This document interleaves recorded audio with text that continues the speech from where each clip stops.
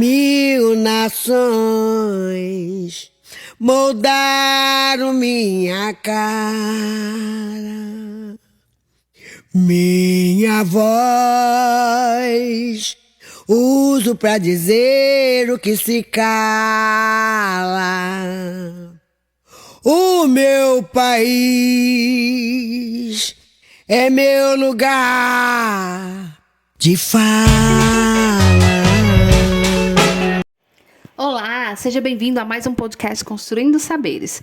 E hoje nós vamos falar um pouquinho sobre os percursos da educação antirracista no Brasil. Bem, a luta pela educação antirracista no Brasil, ela tem raízes profundas e remonta a diferentes períodos históricos. Desde a abolição da escravidão, o racismo tem gerado desigualdades econômicas e sociais, afetando principalmente a população negra, que constitui a maioria do país.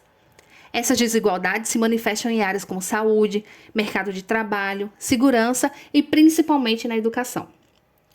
Os múltiplos processos de exclusão geradores de desigualdades sociais e econômicas são denunciados por negros há décadas, por meio de diversas organizações, dentre as quais aqui nós podemos destacar as associações de imprensa negra do início do século passado, a Frente Negra Brasileira, que surgiu em 1930, o Teatro Experimental do Negro, projeto idealizado por Abdias Nascimento em 1940, que tinha como proposta a valorização social do negro e da cultura afro-brasileira por meio da educação e da arte, e o Movimento Negro Unificado, criado em 1970. Então, assim, a demarcação de terras indígenas, a lei de cotas, o ensino de história e cultura afro-brasileira nas escolas, o Dia Nacional da Consciência Negra, nada disso foi dado de mão beijada pela tradicional elite política brasileira. São todas vitórias importantes que não foram obtidas sem manifestação, sem pressão direta, apoio popular e muita luta política das organizações que sempre tiveram o combate ao racismo como prioridade e razão de existência. E nesse momento também a gente tem que lembrar de nomes que são muito importantes em todas essas lutas. Não dá para falar todos os nomes, mas, por exemplo, Lélia Gonzalez, que representou e denunciou as particularidades vivenciadas pela mulher negra no racismo estrutural, bem como a ideia da mefricanidade, né, que é a reivindicação de uma identidade afro-latino-americana. O próprio Abdias Nascimento, que eu já citei. Abdias foi ator, poeta, artista, professor universitário, político, ativista e participou intensamente de todas as fases do movimento negro brasileiro. Milton Barbosa, que sempre focou nos diálogos e mobilizações que o movimento negro podia compor com as pautas estudantis.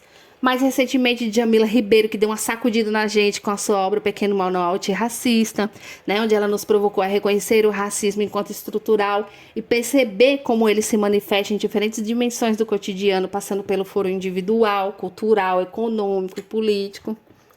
Então, nós, enquanto educadores, temos a missão, eu não vou nem falar missão, mas a responsabilidade de promover uma educação antirracista. Portanto, é mais que urgente que esse tema esteja incluso no cotidiano de aprendizagem, seja em espaços escolares ou não escolares, né? Então, nós precisamos adotar um posicionamento que repudie a discriminação racial e, ao mesmo tempo, valorize a diversidade racial, étnica, a diversidade cultural presentes na escola, né? Promovendo a igualdade, encorajando a participação de todas e todos os nossos alunos. A gente sabe que acabar com o pensamento de que negros ou indígenas são povos inferiores é um enorme desafio, né? Porque esse trabalho ele não se resume apenas à sala de aula, mas também no convívio familiar e na sociedade como um todo. Mas nós temos essa responsabilidade. Nós temos a responsabilidade de promover a educação antirracista, né? Porque, parafraseando Angela Davis, não basta não ser racista, é preciso ser antirracista. Então, por hoje é só. Muito obrigada pela audiência e nos vemos no próximo.